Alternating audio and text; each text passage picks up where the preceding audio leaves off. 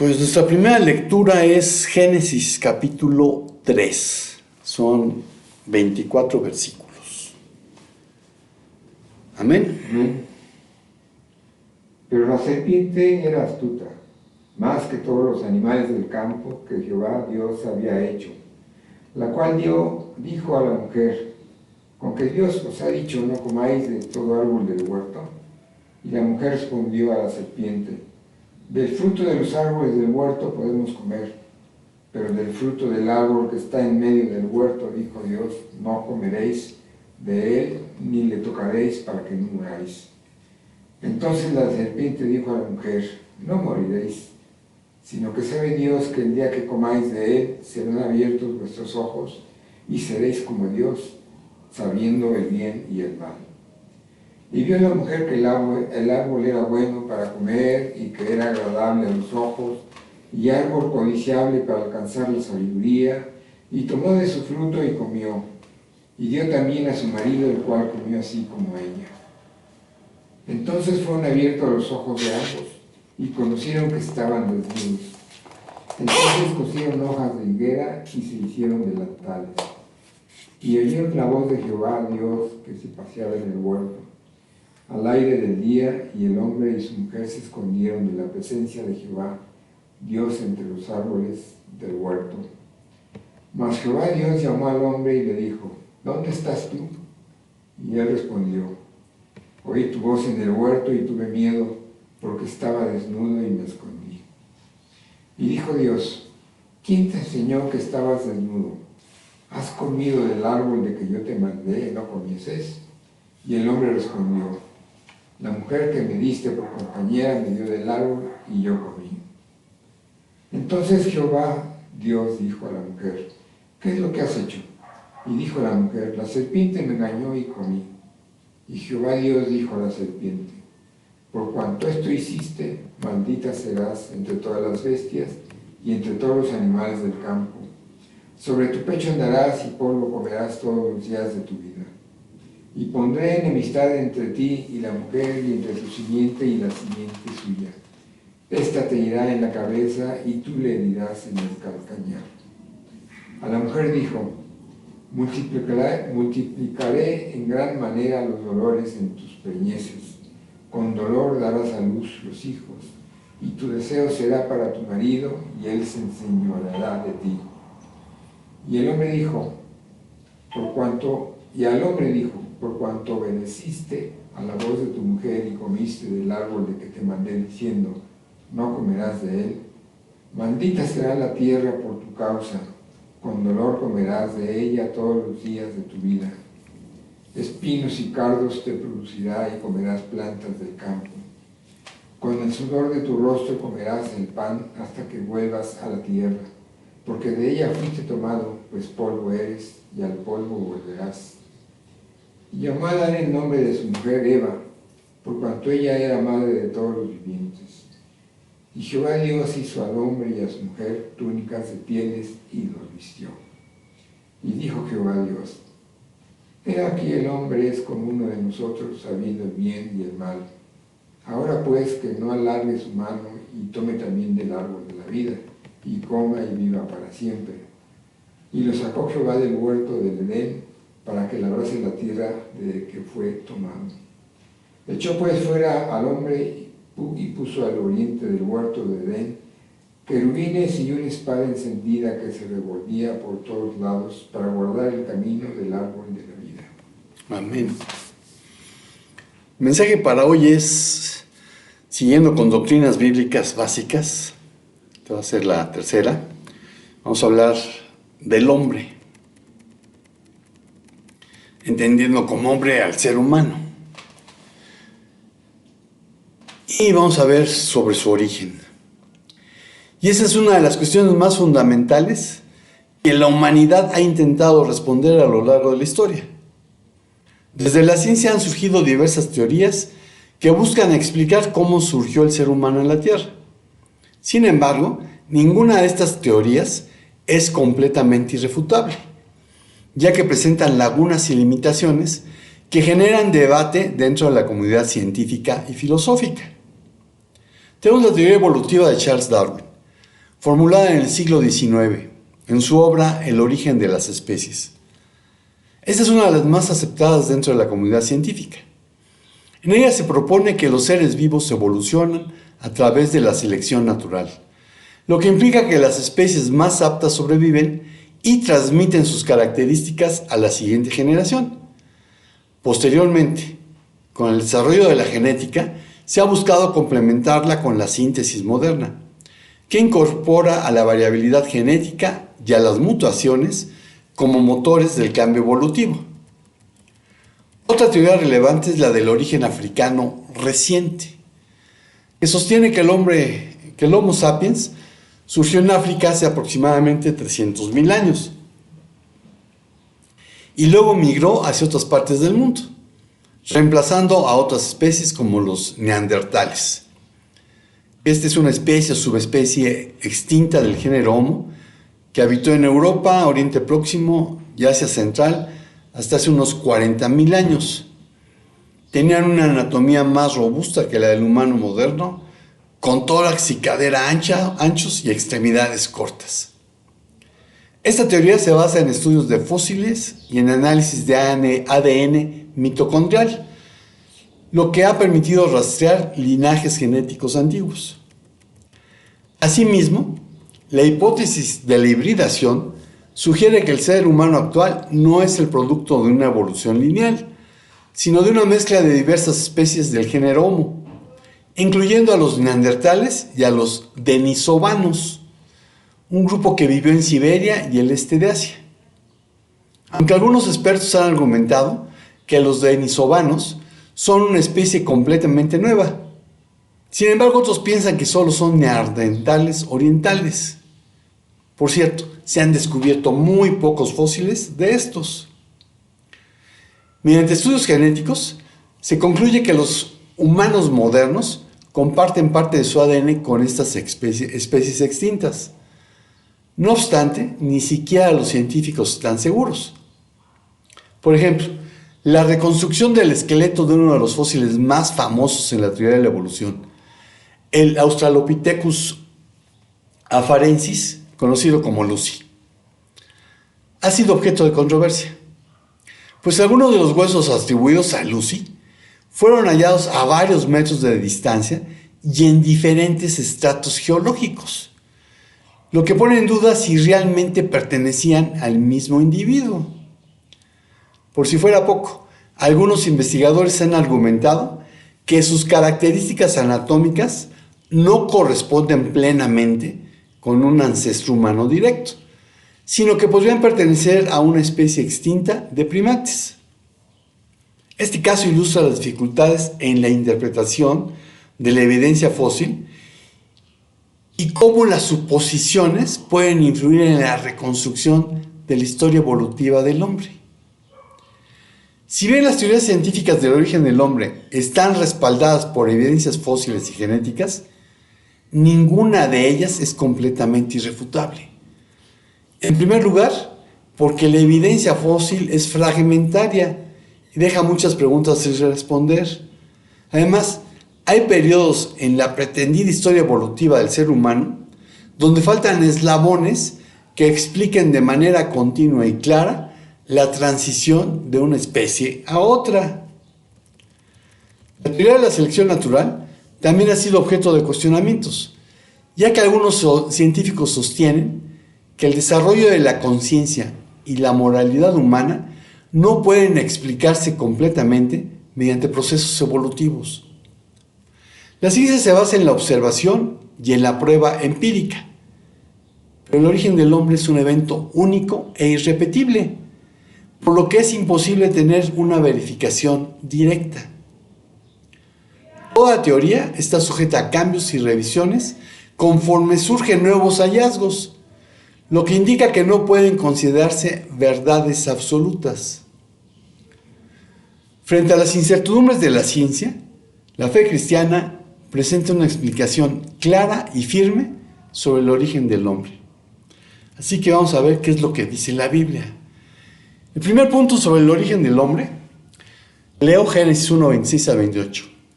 Entonces dijo Dios: hagamos al hombre a nuestra imagen, conforme a nuestra semejanza, y tenga potestad sobre los peces del mar, las aves de los cielos y las bestias sobre toda la tierra, y sobre todo animal que se arrastra sobre la tierra. Y creó Dios al hombre a su imagen, a imagen de Dios lo creó, varón y hembra los creó.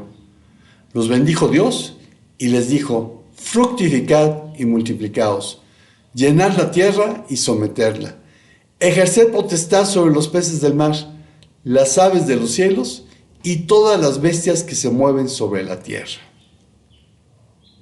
Esta es la versión de la Reina Valera revisada del 95.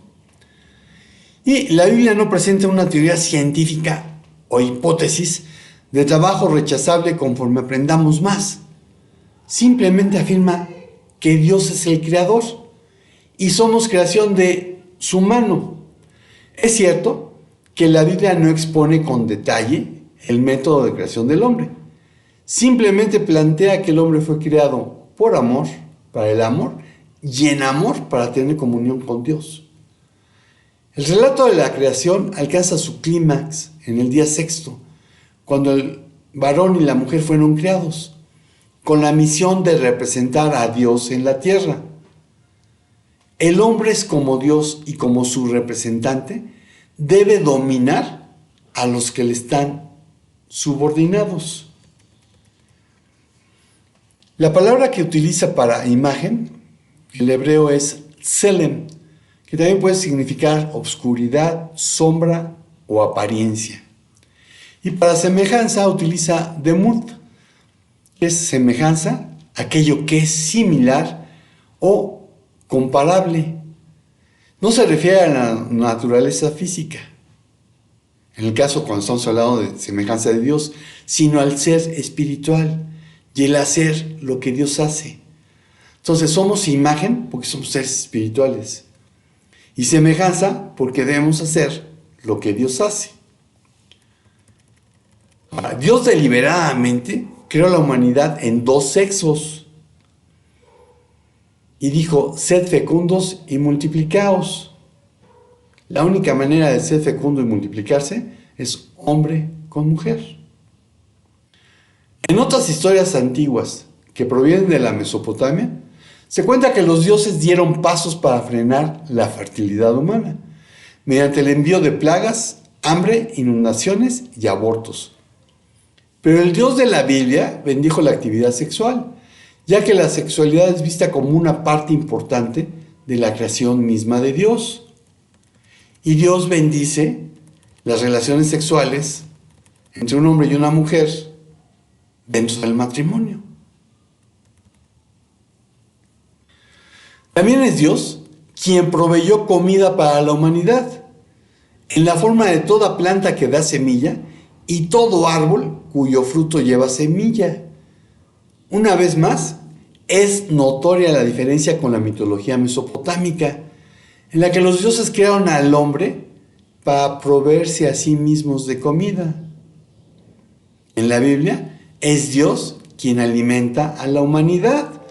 Salmo 65, 9 al 13.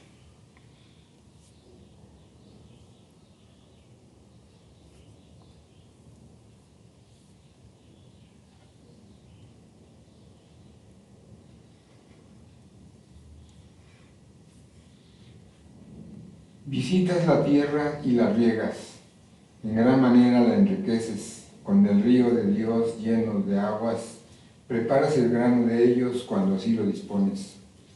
Haces que se empapen sus surcos, haces descender sus canales, la ablandas con lluvias, bendices sus renuevos.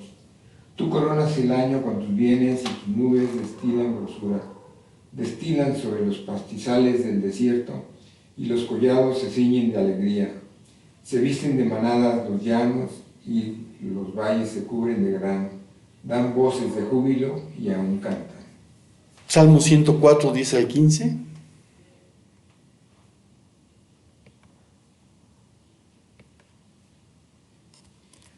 Tú eres el que envía las fuentes por los arroyos, van entre los montes. Dan de beber a todas las bestias del campo, mitigan su sed los asnos monteses. A orillas habitan las aves de los cielos, cantan entre las ramas. Él riega los montes desde sus aposentos, del fruto de sus obras se sacia la tierra. Él hace producir el heno para las bestias y la hierba, para el servicio del hombre, sacando el pan de la tierra, y el vino que alegra el corazón del hombre, el aceite que hace brillar el rostro y el pan que sustenta la vida del hombre. Y Job en el capítulo 5, versículo 10 dijo: pues Él da la lluvia sobre la superficie del suelo y envía las aguas sobre la faz de los campos. Así que en la Biblia, Dios es quien alimenta a la humanidad y también a los animales. No es tarea de la Biblia el responder exhaustivamente a las preguntas científicas. Y quien quiera aceptarlo, entenderá que el hombre fue creado para tener comunión con Dios. El hombre no es producto de la evolución, sino de Dios. Segundo punto que vamos a tocar es la naturaleza del hombre. Y Génesis 2:7 dice: entonces Adonai Elohim, estoy leyendo de la Biblia textual, modeló, y aquí utiliza la palabra yitzer, al hombre, Adán, de la tierra roja, que es Adán en hebreo, e insufló en sus fosas nasales aliento de vidas, Nishmat Hayim, y el hombre llegó a ser alma viviente, Nefesh Hayá. Los griegos concebían que el hombre tenía un alma, psiqui, la cual relacionaban con la identidad, la conciencia y la inmortalidad, mientras que el espíritu, Nefma, era entendido como una energía o principio vital que animaba el cuerpo y el universo, lo que condujo al teólogo del siglo IV, Agustín de Hipona, a comparar el cuerpo con una jaula y al alma con un ave presa dentro de éste, por lo que solo muriendo se podía alcanzar la libertad. Un concepto que llamaré dicotomista y que es muy propio de los gnósticos. Y Agustín de Hipona, antes de llegar a ser cristiano, estuvo con los gnósticos. Sin embargo, la Biblia dice algo diferente. Primera Tesalonicenses 5:23.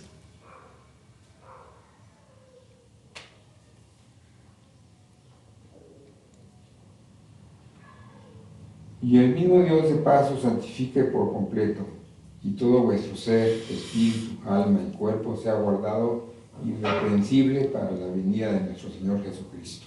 Amén. Todo vuestro ser, espíritu, alma y cuerpo.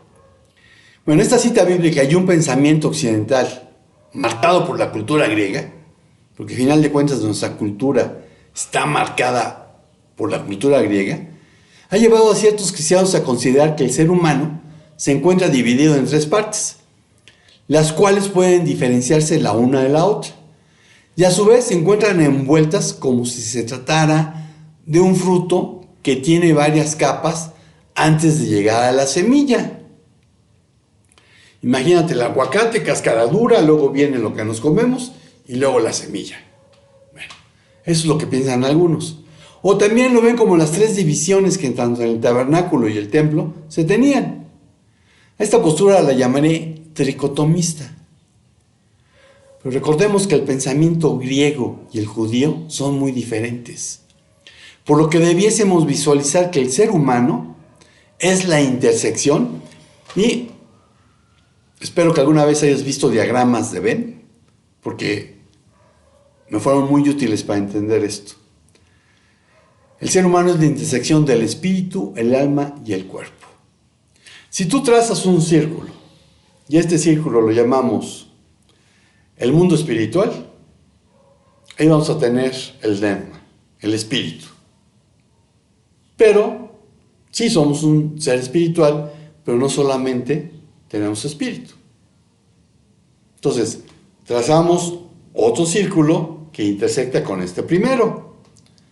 Y este lo vamos a llamar el mundo emocional o almático. Aquí es donde se encuentra el alma. Y entonces tenemos el cuerpo y podríamos decir que también el espíritu. Pero, si solamente tuviéramos un cuerpo y un espíritu,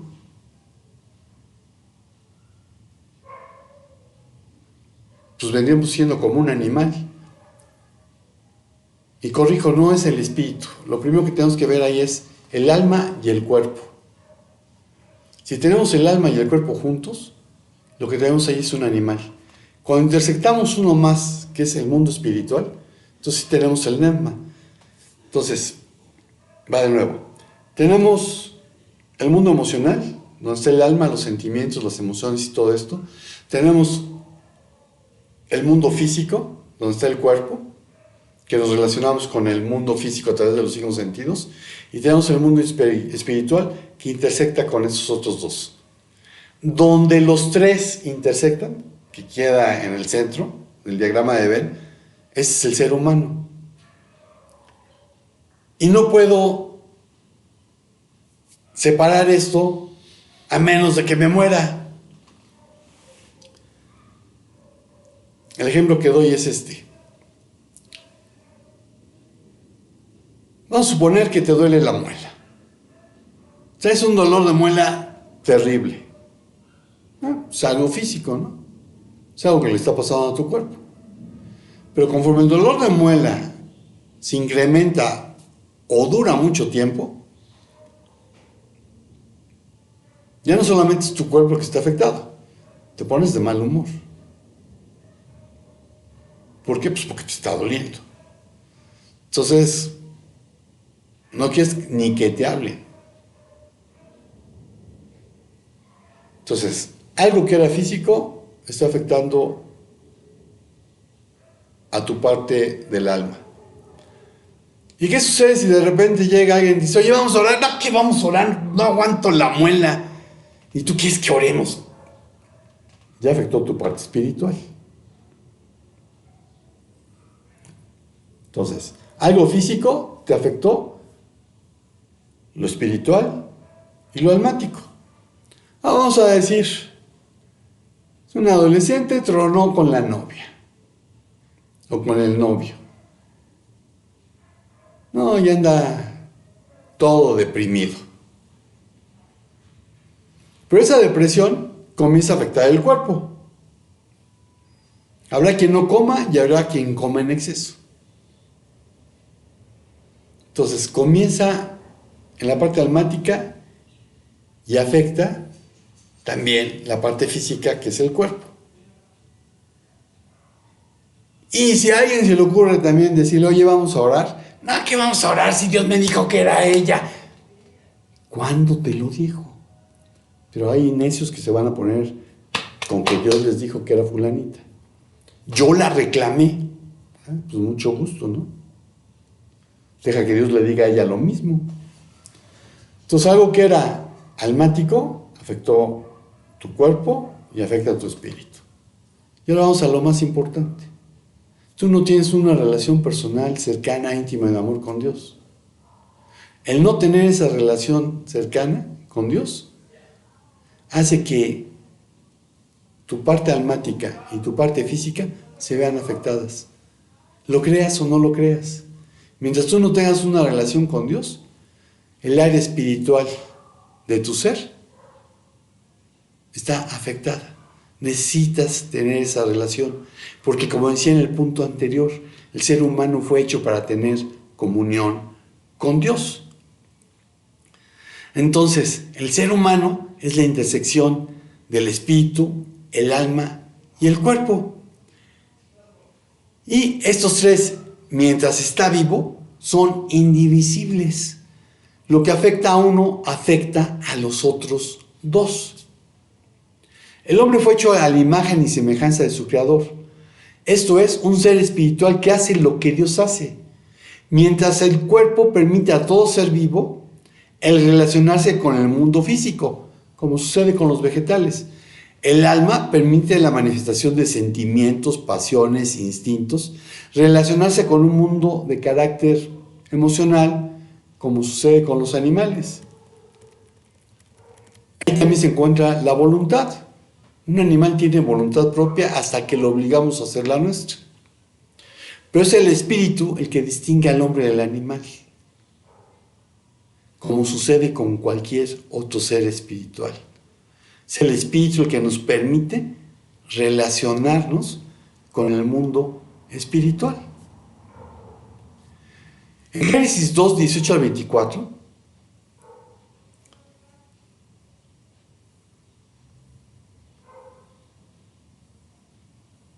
y dijo Jehová Dios, no es bueno que el hombre esté solo, le haré ayuda idónea para él. Jehová Dios formó pues de la tierra toda bestia del campo y toda ave de los cielos, y las trajo a Adán para que viese cómo las había de llamar, y todo lo que Adán llamó a los animales vivientes, ese es su nombre. Y puso Adán nombre a toda bestia y ave de los cielos y a todo ganado del campo. Mas para Adán no se halló ayuda idónea para él. Entonces Jehová Dios hizo caer sueño profundo sobre Adán, y mientras éste dormía tomó una de sus costillas y cerró la carne en su lugar. Y de la costilla que Jehová Dios tomó del hombre, hizo una mujer y la trajo al hombre. Dijo entonces Adán, esto es ahora hueso de mis huesos y carne de mi carne. Esta será llamada varona, porque del varón fue tomada. Por tanto, dejará el hombre a su padre y a su madre y se unirá a su mujer y serán solo una carne. Amén. Entonces Génesis 2, 18 a 24 nos da más información que la que nos había dado Génesis 1, 26 al 28. Y se nos dice que Dios decidió que no era bueno, y ojo, porque es esta posible traducción, que en uno solo estuviese toda la humanidad. Pero no regresó al polvo para hacer a la mujer. Porque cuando Dios hace algo, lo hace perfecto, sino que la construyó. Aquí el verbo que utiliza es baná. Y la construye de la costilla, que también puede traducirse como lado, habitación lateral o celda, cela en hebreo, del hombre, de Adán, quien al verla se identifica a sí mismo como Ish, varón. Por eso a ella le pone Isha, varona. Y el hombre exclamó, en verdad, este es hueso de mis huesos y carne de mi carne. Por esto será llamada Isha, porque del Ish fue tomada. Por lo que tanto el hombre como la mujer son imagen y semejanza de Dios en el mismo nivel, con características diferentes que permiten a la mujer ser la ayuda idónea del hombre. Cuando en consejería prematrimonial es que somos igualitos, no, pues qué problema, ¿dónde está la ayuda idónea?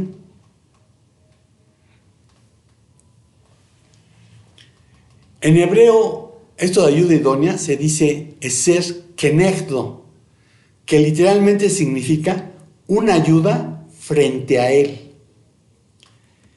Y aquí es interesante lo que dice Rashi.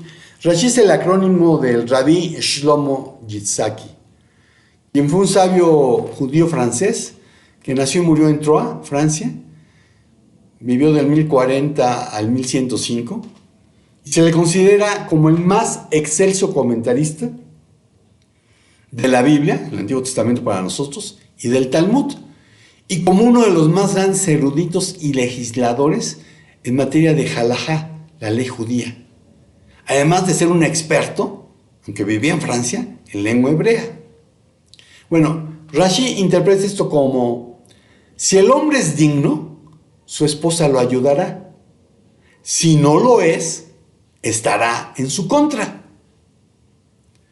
El Midrash Bereshit Rabbah, que es el comentario más antiguo sobre el Génesis, compuesto probablemente en lo que Roma llamó Palestina alrededor del siglo V después de Cristo, explica que la mujer es creada como compañera, pero también como alguien que desafía al hombre cuando es necesario para su crecimiento. Y otra fuente judía, esta cabalística, el Zohar, dice que el alma humana necesita una contraparte para alcanzar su plenitud. Y esa contraparte es la pareja. Se unirá a su mujer y serán los dos una sola carne.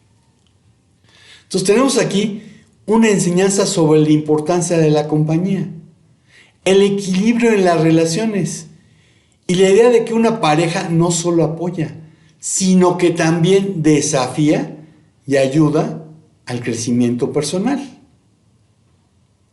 La naturaleza del ser humano es espiritual, almática y corporal. Hay un tercer punto, la libertad del hombre. Voy a leer de la Nueva Biblia de las Américas, Génesis 2, 15 al 17. El Señor Dios tomó al hombre y lo puso en el huerto del Edén para que lo cultivara y lo cuidara.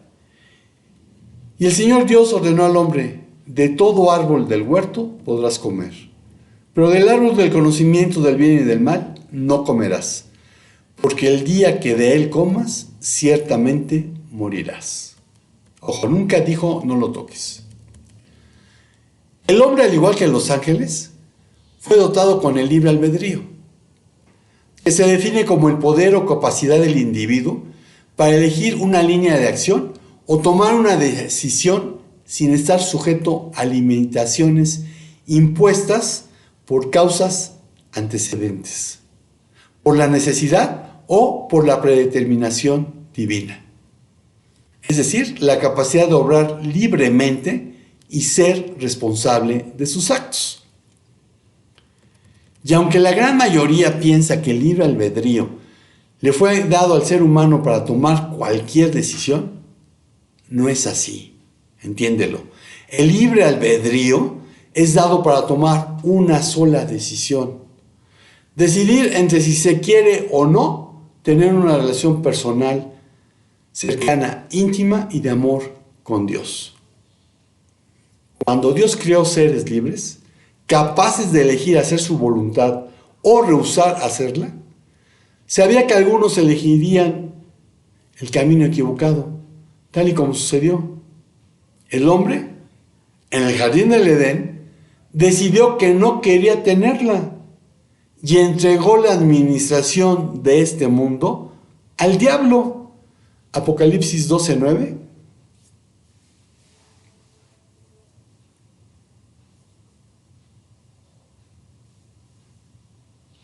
Y fue lanzado fuera el gran dragón, la serpiente antigua, que se llama Diablo y Satanás, el cual engaña al mundo entero. Fue arrojado a la tierra y sus ángeles fueron arrojados a él, con él.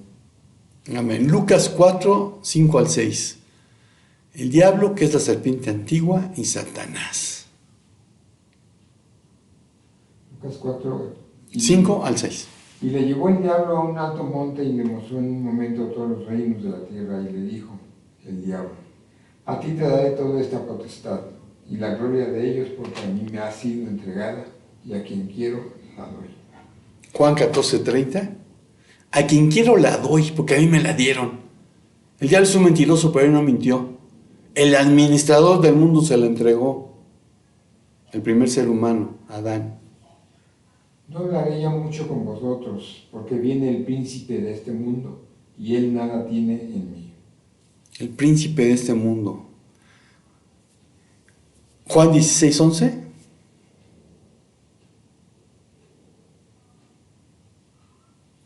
Y de juicio, por cuanto el príncipe de este mundo ha sido ya juzgado.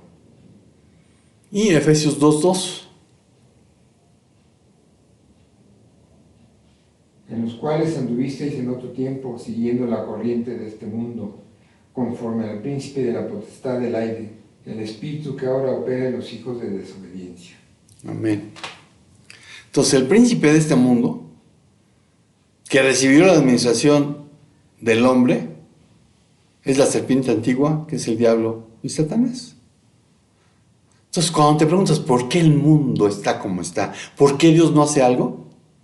Pues la respuesta es sencilla. El ser humano se lo entregó al diablo y literalmente el mundo se fue al diablo. Y quienes debemos recuperar el mundo, porque esa es la razón de la gran comisión de ir y hacer discípulos, no estamos cumpliendo con nuestro trabajo. Tan tan. Entonces no te quejes de Dios. La culpa es de los que hemos nacido de nuevo. Y si tú no has nacido de nuevo, pues eres uno de los hijos de ira, eres un hijo del diablo. Entonces, a raíz de la desobediencia del hombre, nacemos con una herencia espiritual de tendencia a pecar. Y ojo, el concepto del pecado original no es bíblico. Eso lo vamos a ver cuando veamos la doctrina del pecado. Entonces, nacemos con la tendencia a pecar. Y tarde que temprano, todo ser humano lo manifiesta, perdiendo su libertad, volviéndose esclavo del pecado. Ya menos que usando su libre albedrío, opte por tener una relación personal, cercana, íntima de amor con Dios mediante Jesucristo, pues no va a ser libre. Romanos 6, 16 al 18.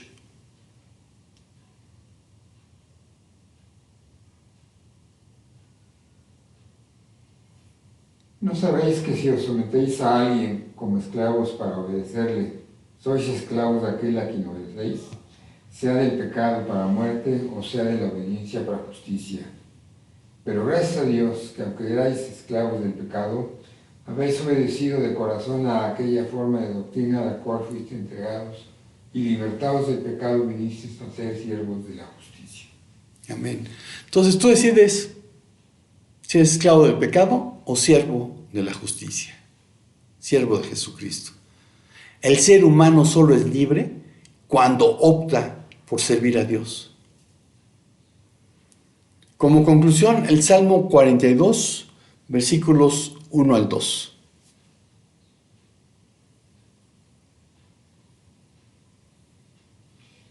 Como el ciervo brama por las corrientes de las aguas, así clama por ti, oh Dios, el alma mía.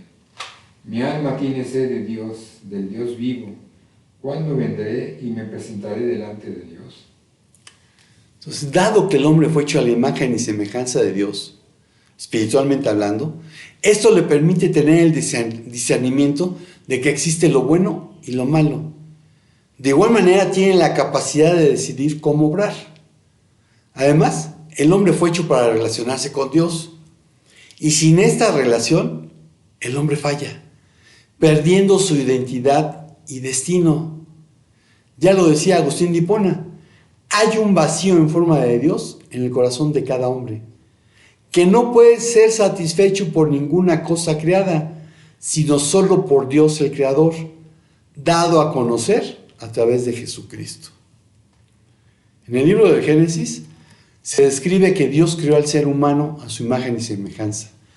Conforme a esta perspectiva, la humanidad no es el producto de un proceso evolutivo aleatorio, sino de un acto intencional de Dios, quien formó a Adán del polvo de la tierra y le dio aliento de vida. Para los creyentes, esta explicación no solo responde a la cuestión del origen biológico del hombre, sino también a su propósito y destino. A diferencia de la evolución, que plantea un desarrollo basado en mutaciones y selección natural, la Biblia enseña que el hombre fue creado con un propósito divino y con una relación especial con su Creador.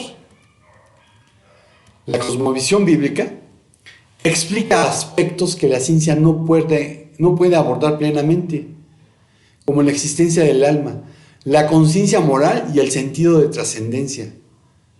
La moralidad humana, el amor y la capacidad de razonar no pueden ser reducidos únicamente a reacciones químicas o procesos evolutivos, sino que reflejan la imagen de Dios en el hombre.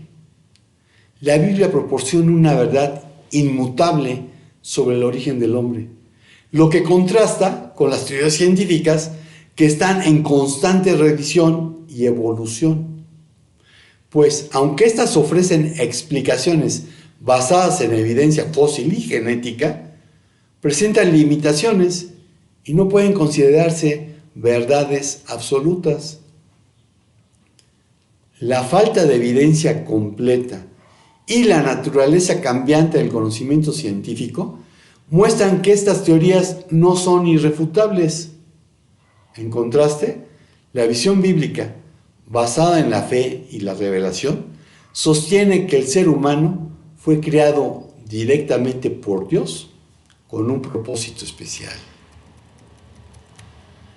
Tú decides si crees que provienes de Dios o no. Y si te estás preguntando cuál es mi profesión, soy ingeniero químico de profesión y pastor por vocación. Así que si quieres hablar de ciencia, podemos hablar de ciencia. Señor, te damos gracias por tu amor, te damos gracias por tu palabra. Te damos gracias porque nosotros sabemos, no solamente creemos, nosotros sabemos que no somos producto de una evolución aleatoria, sino que fuimos creados por ti. Que tú tienes un plan perfecto para nuestras vidas. Que tú tienes un propósito para cada uno de nosotros. Y que la única manera de que nosotros seamos libres sea decidiendo servirte a ti. Que la única manera de que podamos decir que estamos alcanzando el éxito es obedeciéndote a ti, sin importar lo que el mundo cree. Gracias por tu amor, gracias por tu bendición. En el nombre de Jesús. Amén. Y amigo y hermano de internet, tienes el correo electrónico por si quieres discutir algo al respecto. Si no has nacido de nuevo, espero que hoy tomes la decisión por Jesucristo, que hoy decidas con tu libre albedrío que ya no quieres servir al pecado sino a la justicia.